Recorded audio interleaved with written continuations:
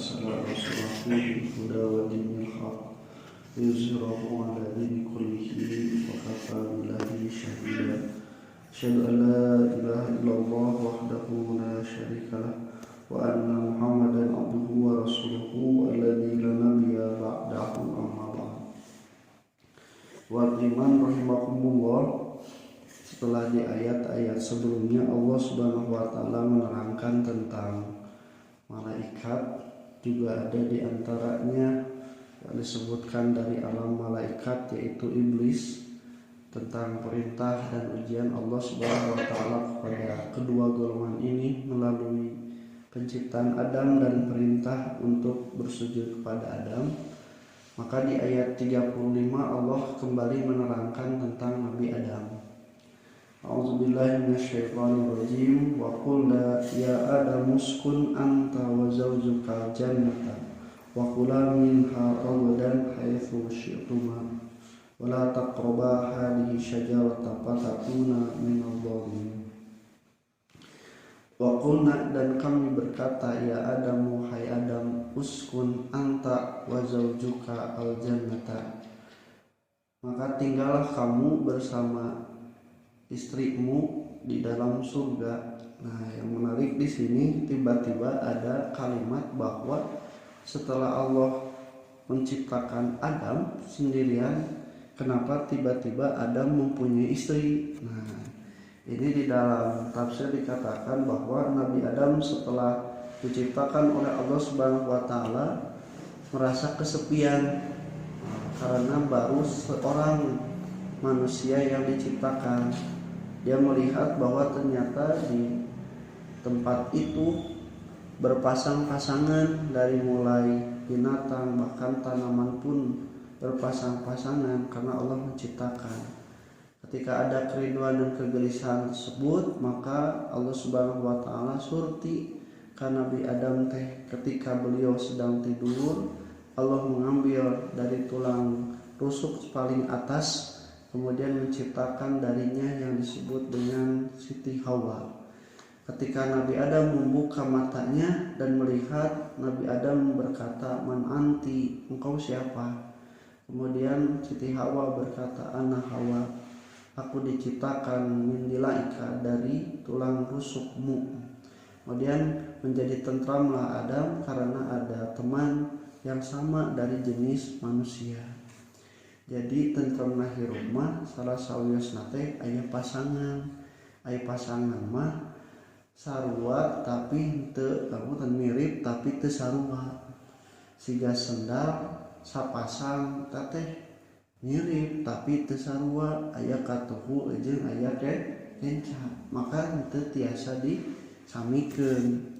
Nah, Imakumullah, ini yang dikatakan di dalam ayat-ayat yang lain seperti dalam surah An-Nisa ayat ke-1.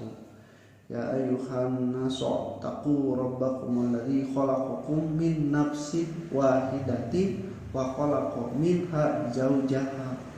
Wahai manusia, bertakwalah pada Allah yang telah menciptakan dari satu jiwa Nabi Adam, wa khalaqa minha zaujaha, dan Allah menciptakan dari satu jiwa itu pasangannya.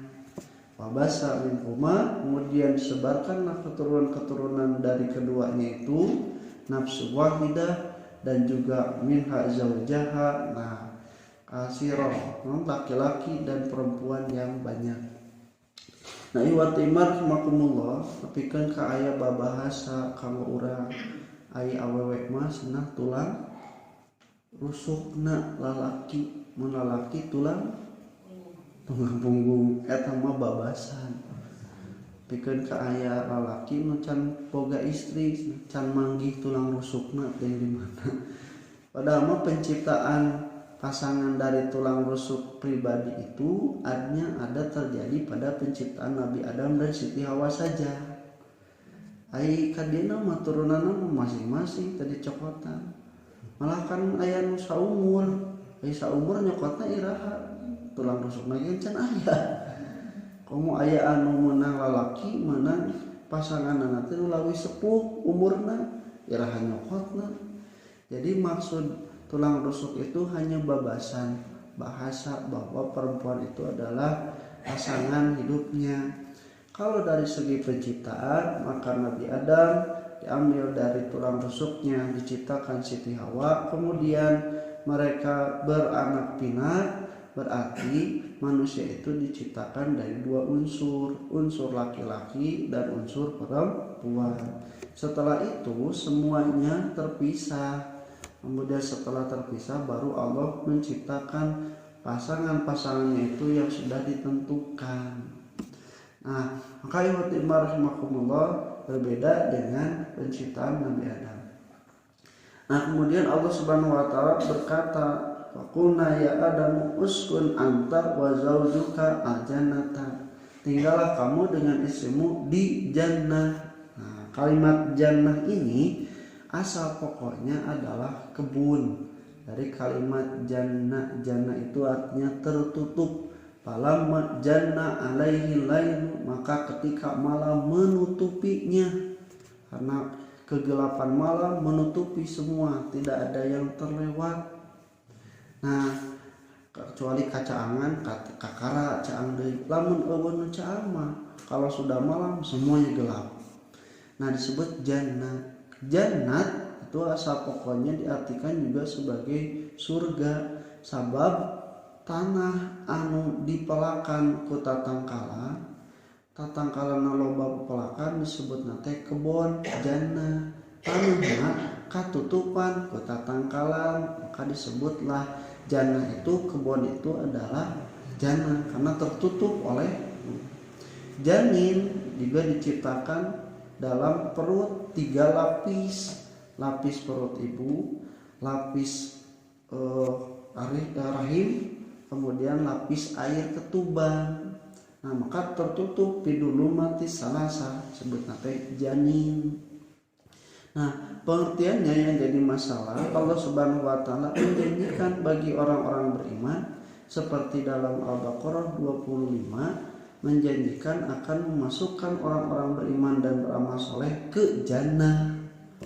Surga we diartikeun ku urang mah aya nu ngartikeun surga itu sebagai heaven, aya ngartikeun seperti sawarga, aya cek itu mah nirvana. Semua mempunyai titik pokok bahwa ada pengharapan setelah meninggal dunia. Dari kehidupan dunia yang fana itu ada kehidupan yang kekal berupa kenikmatan, sebut nate surga, sawarga, nirvana, heaven jeung sajaba nya.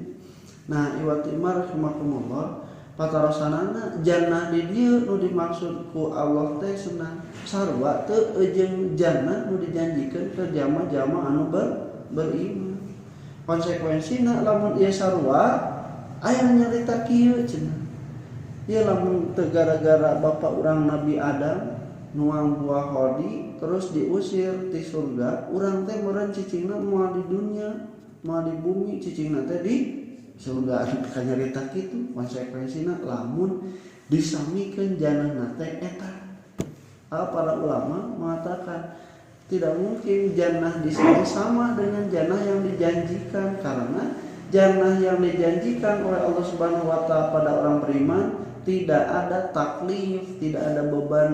Sementara jannah yang ditempati oleh Nabi Adam ada taklif, ada beban untuk dilakukan atau ada larangan yang harus dijauhi, yaitu fala taqraba hadhihi syajar. Nah, kalau misalnya berbeda, nah kemudian kedua, apakah ini di bumi atau ini di langit?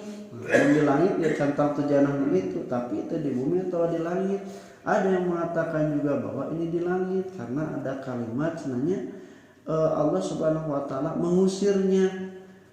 Tapi ada juga yang mengatakan ini berbeda, bukan di langit tapi masih di bumi, sehingga Allah mengatakan ibitu, kemudian pergilah kalian, berusirlah kalian.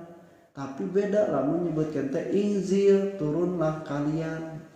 Kemudian juga yang kedua bahwa Allah sudah mengutarakan ini jailun fil ardi khalifah.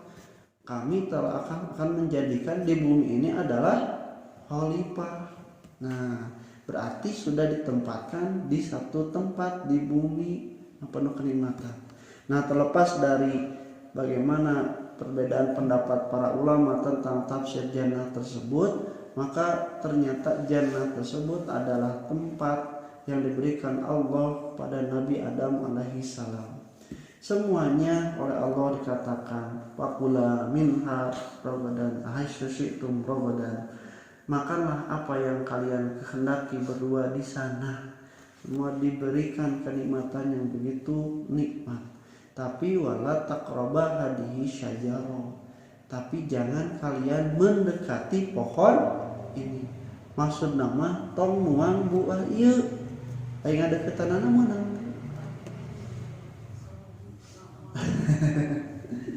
Jadi kalau teh jangan kalian mendekati pohon ini. Terus di ayat sauta acana di sebelum kalimatnya, maka makanlah dari apa yang ada di sini semuanya. Terkecuali wala takroba, jangan mendekati pohon ini. Nu dimaksud teh nuang buah nu aya di pohonna atau mendekeutan pohonna. Tuh, kamu secara kalimatna mah ngadeukeutana ge geus teu meunang gitu. Komo deui nuang buahna. Siga wala taqrabu zina, jangan mendekati. Kita ulah zina, ulah mendekati. Namun zinana komo deui kan ngadeuketan ge teu meunang. Nah, ieu teh makmullah oleh Allah Subhanahu wa taala dilarang mendekati. Tapi ternyata nanti fatakuna minadh dhalimin, karena akan menjadikan kamu dari golongan orang-orang yang zalim. Kenapa zalim? Karena ibadah ternyata ini adalah salah satu dosa terbesar dan pertama. Nah, ketika Allah Subhanahu wa taala melarang dari satu pohon saja tapi membebaskan semua pohon, tapi ternyata Nabi Adam malah memakan juga pohon yang dilarang walaupun hanya satu. Nah, dosa ini yang disebut dengan dosa al-hirsu, tamak, rakus. Jadi jelema teh sifat dasarna teh boga sifat ieu tamak, rakus. Ta eta anu nyelakakeun mah Nabi Adam ku anjeun oge kaalaman jadi orang dolim itu. Itu kabehanana sok nu aya di dunia kenging dituang sebenarnya, tapi ulah dituang tak ieu jeung ieu diharamkeun teh angger aya nu nyobaan. Tah nu kitu teh gara-gara rakus. Kan kitu nya gogodana mah mun ieu meunang-meunang nu panasaran teh kanu anu teu meunang kitu we di pikiran. Eta teh dari sifat rakus manusia. Maka ibati marhamatullah kata para ulama, jangan sampai setan yuftina nakum syaitanu kama akhraja abawaikum minal jannati. Jangan sampai setan itu mencelakakan kalian sebagaimana mereka mengeluarkan ibu bapak kalian dari jannah. Maksudnya teh ulah rakus, karena sifat ini yang mencelakai kedua ibu bapak kita. Nah, aya rakus mah jelema teh kitu nya. Boga hiji hayang dua, boga ieu hayang itu, malahan mah keur digayem nu ieu geus pikiran nu sejen ieu keur dipake ningali nya nalika make mana nu sorangan teu karasa alus teh nya da teu katingali ningali nu batur nah saleuy alusnya padahal sarua merekna padahal sarua jenisna kitu deui sakapeung mah nu terselingkuh, nu jina, teh sarua tina karakusan, geus boga-boga istri, geulis da matak ditika pamanehanana, tapi kan ku sababarakus nu ieu mah geus boga, nu itu mah acan. Tah kitu. Eta gara-gara sifat rakus manusia. Kaifati marhamatullah jadi ibrah kanggo urang yang ternyata Nabi Adam alaihi salam oge eta teh diujina ku Allah dengan sifat eta karakusan teh. Lain hartina urang Nabi Adam moge cenah celaka rakus komode urang bukan. Urang oge bisa, tapi aya fitrah, aya sifat di dinya anu urang sadayana kudu disikapi dengan benar. makana turun anu namina agama aturan, salah satunya menjadikan manusia tidak rakus terhadap kehidupan dunia. Insyaallah kita lanjutkan. Assalamualaikum warahmatullahi wabarakatuh.